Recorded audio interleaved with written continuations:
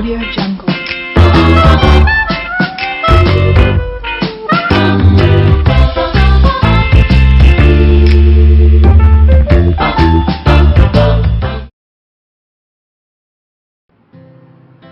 बिस्मिल्लाहिर्रहमानिर्रहीम। अस्सलाम वालेकुम। क्या हाल है आप सबके? आज मैं आप सबको मज़ेदार क्रीमी सीख कबाब बनाना सिखाऊंगी। क्रीमी सीख कबाब बनाने के लिए मेरे पास आधा किलो मैंने यहाँ पे बिल्कुल रूखा बीफ लिया हुआ है। यहाँ पे मेरे पास 2 टेबल स्पून के करीब अनसॉल्टेड बटर है। 1 टेबल स्पून मेरे पास कच्चा पपीता है पिसा हुआ। अगर आपके पास अवेलेबल नहीं है तो आप मीट टेंडराइजिंग पाउडर भी यूज़ कर सकते हैं। यहाँ पे एक मीडियम साइज की प्याज को मैंने श्रेड करके उसका पानी बिल्कुल निकाल दिया है। इस तरह से इसको श्रेड कर लें, जैसे आप गाजर वगैरह को करते हैं, इसी तरह से श्रेडर से श्रेड कर लें।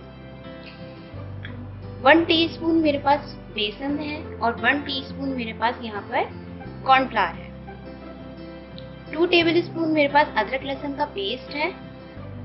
1 टेबल स्पून मेरे पास क्रीम है और 2 to 3 पिंच के बराबर मेरे पास टाटरी का पाउडर है।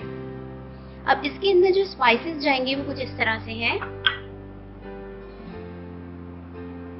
1 टेबल स्पून मेरे पास पिसा हुआ जीरा है। 1 टीस्पून मेरे पास लहसुन पाउडर है। 1 टीस्पून मेरे पास लाल मिर्ची पाउडर है।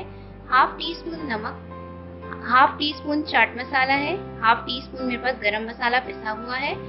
1 टीस्पून मेरे पास कुटी हुई लाल मिर्चें हैं और 1 टेबल स्पून मेरे पास धनिया है।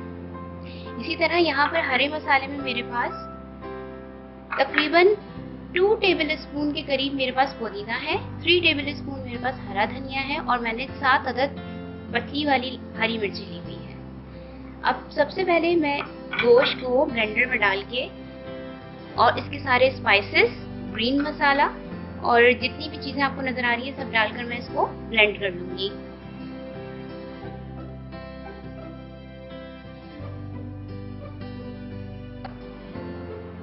मैंने ब्लेंडर के अंदर सबसे पहले अपना गोश्त ऐड कर देना है। थोड़ा थोड़ा करके ऐड करिएगा, एक साथ अगर नहीं पिस पाएगा, थोड़ा मोटा रह जाएगा तो कबाब सही नहीं बनेंगे। साथ ही मैं इसके अंदर जो मेरे पास स्पाइसेस है वो सारे स्पाइसेस मैं इसमें ऐड कर दूंगी। अदरक लहसुन का पेस्ट, बटर,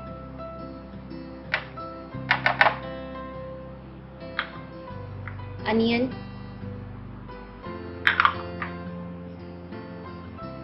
कॉर्नफ्लावर और बेसन, साथ ही इसमें क्रीम भी ऐड कर दूंगी मैं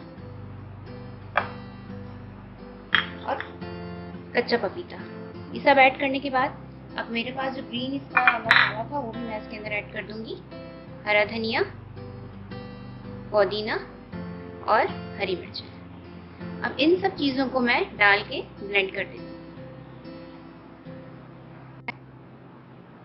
देखिए यहाँ पर मैंने अपने कबाब का मसाला पूरा पीस लिया है, बिल्कुल बारीक इस तरह से ब्लेंड करना है गोश्त को आपने। अब हमारे पास जो मैंने टाटरी का पाउडर निकाला था वो और थोड़ा सा मैं इसके अंदर तकरीबन हाफ टीस्पून के करीब जो है जावित्री जायफल का पाउडर भी ऐड कर दूँगी और इसे अच्छी तरीके से मिला लूँगी।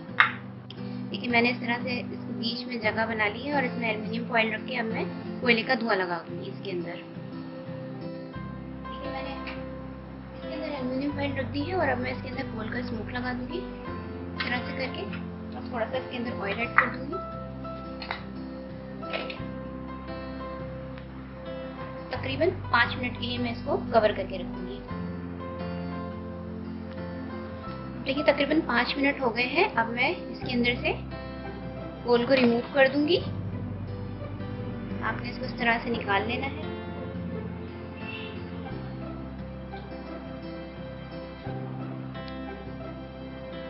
अब देखिए मैंने थोड़ा सा पानी ले लिया है एक प्याली में। इस तरह से मैं अपने हाथ पे थोड़ा सा पानी लगाऊंगी ताकि बैटर जो है वो मेरे हाथ पे स्टिक ना हो और मैं इसको इस तरह से कबाब की शक्ल दूंगी।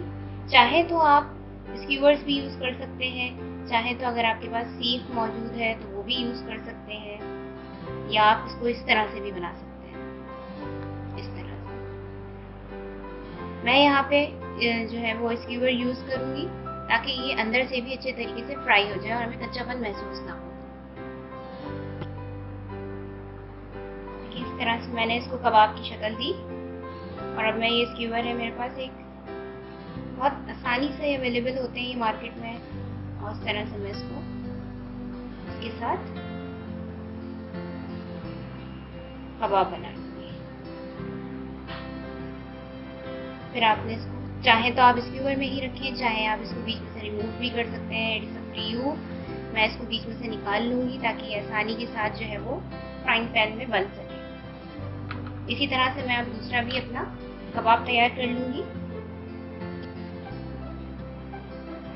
देखिए मैंने ये चंद कबाब बना ली है, अब मैं आपको इसको फ्राई करके भी दिखाती हूँ। मैंने स्टोव पे पहले ही से फ्राइंग पैन गरम करके रखा हुआ था और तकरीबन मैंने इसके अंदर 6 खाने के चमचे जो है वो तेल डाला है। ऑयल आप लोग ज़्यादा नहीं डालिएगा, ये कबाब ऐसे ही शैलो फ्राई होते हैं, सॉफ्ट होते हैं। अगर आप बहुत ज़्यादा डीप फ्राई करेंगे तो हो सकता है ये आप उनसे टूट जाए, इसलिए इसको शैलो फ्राई कीजिएगा। अब हमारे पास ऑयल गर्म हो चुका है, अब मैं इसके अंदर अपने कबाब ऐड कर दूंगी।